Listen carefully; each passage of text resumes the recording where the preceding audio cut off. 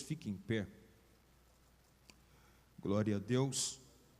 Evangelho segundo Lucas, capítulo 15.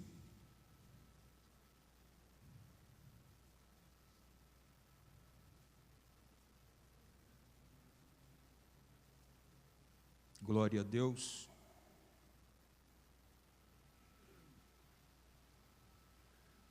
Evangelho segundo Lucas,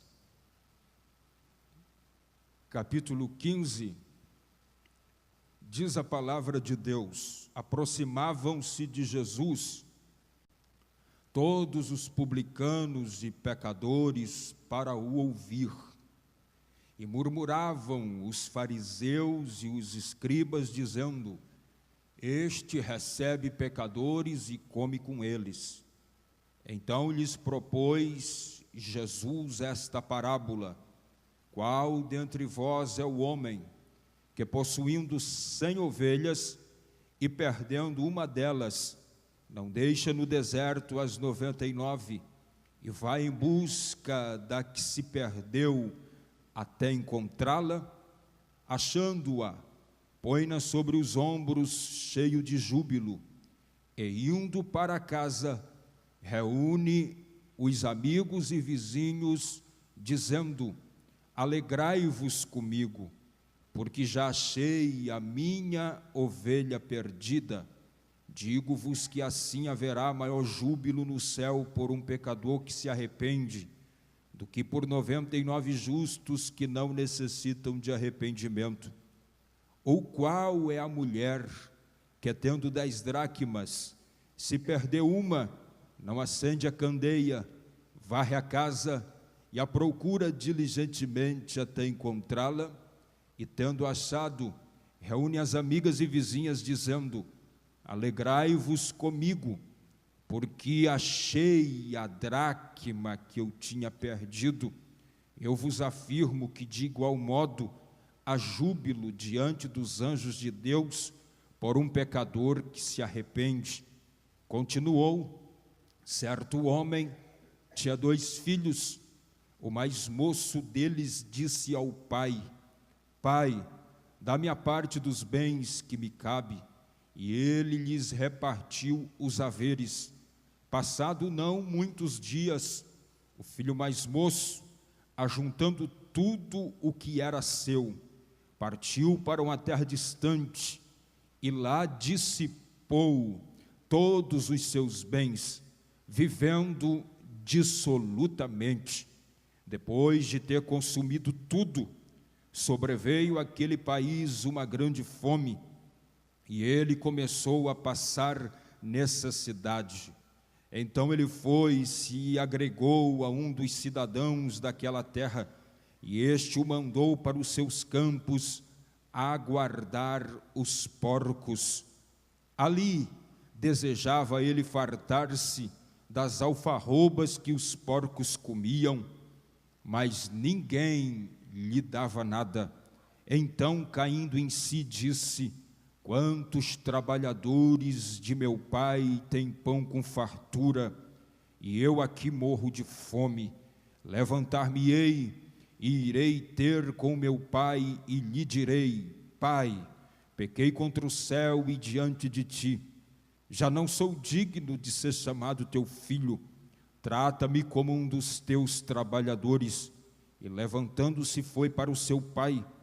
Vinha ele ainda longe, quando seu pai o avistou, e compadecido dele, correndo, o abraçou e o beijou. E o filho lhe disse: pai, pequei contra o céu e perante ti. Já não sou digno de ser chamado teu filho. O pai, porém, disse aos servos: trazei depressa a melhor roupa, vestiu, ponde-lhe um anel no dedo e sandália nos pés. Trazei também e matai o novilho cevado. Comamos e regozijemo-nos, porque este meu filho estava morto e reviveu, estava perdido e foi achado. e começaram a regozijar-se. Ora, o filho mais velho estivera no campo, e quando voltava, ao aproximar-se da casa, ouviu a música e as danças. Chamou um dos criados e perguntou-lhe que era aquilo, e ele informou: veio teu irmão, e teu pai mandou matar o novilho cevado, porque o recuperou com saúde. Ele se indignou e não queria entrar.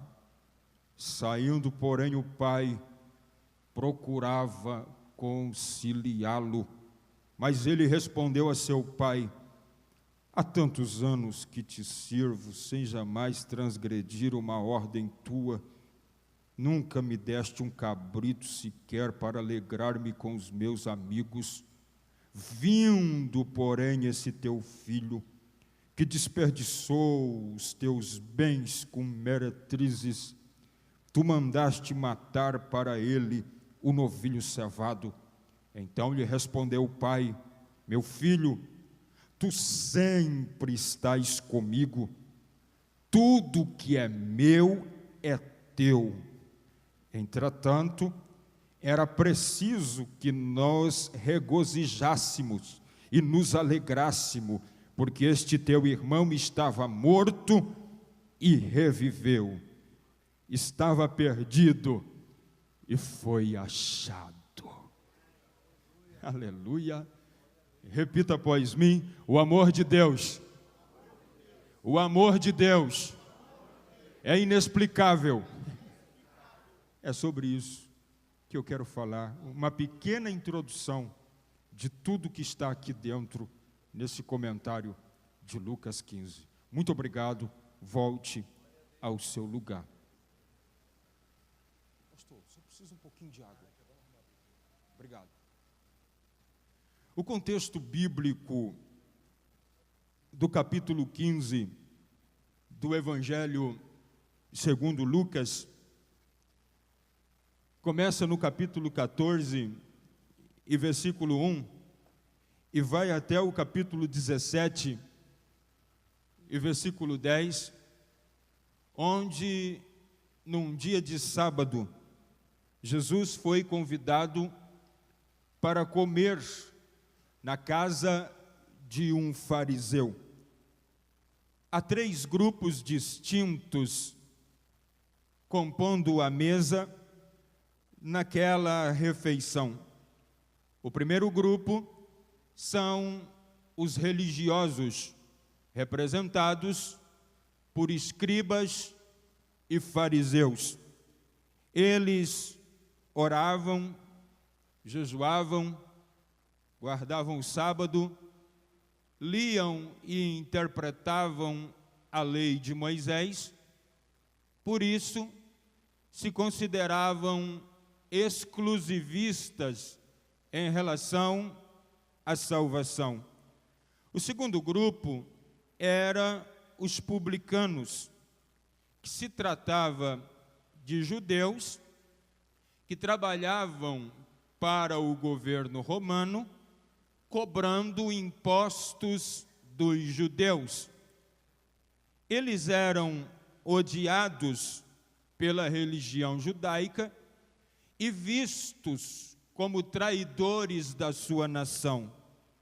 O terceiro grupo, que está sentado à mesa para ouvir o mestre, foram os pecadores.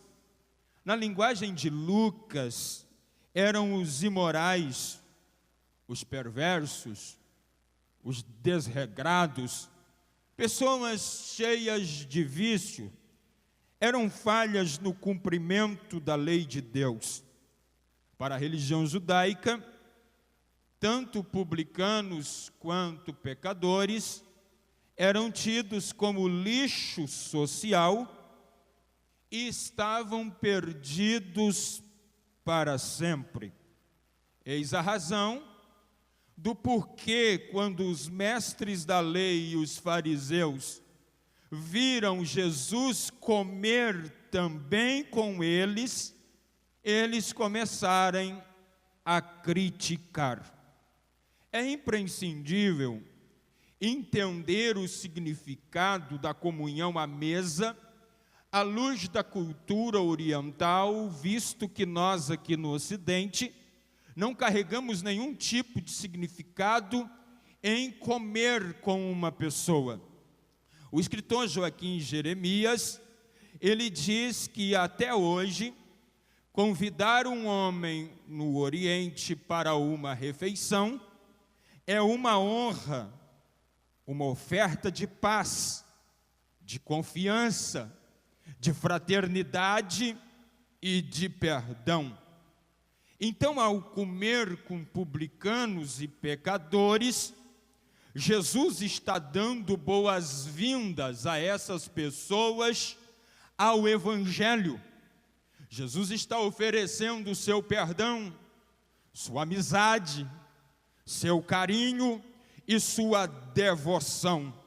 Ao mesmo tempo, Jesus está dizendo aos escribas e fariseus que o amor de Deus é incondicional pelo homem, que todos, inclusive publicanos e pecadores, são alvos desse amor, e que esse amor é capaz de restaurá-los. A fim de demonstrar, com imagens vívidas, o amor restaurador de Deus pelo homem, Jesus se utiliza de uma parábola composta por 4 figuras. Lucas 15 não são 3 parábolas ou 4 parábolas, é apenas uma parábola, porque o versículo 3 diz: e ele lhes propôs esta parábola. Está no singular, se tratando apenas de uma, e não no plural. A narrativa é uma parábola composta por 4 figuras. A figura da ovelha que se perdeu, a figura da dracma que foi perdida, a figura do filho perdido fora de casa e a figura do filho perdido dentro de casa. Herbert Luecker, ele diz que não há interrupção nos versículos, uma figura flui para dentro da outra. Em cada uma destas figuras, ela realça o pensamento central do capítulo, o amor de Deus restaurando, curando, achando, devolvendo ao indivíduo aquilo que ele perdeu, de modo que as 3 palavras-chave deste capítulo são perdido, achado e alegria, porque a proposta de Jesus é dizer a todos nós que o amor de Deus é inexplicável, incondicional e capaz de restaurar o homem, independente do buraco em que ele caiu. Esse amor levanta o homem outra vez. E naquele célebre sábado,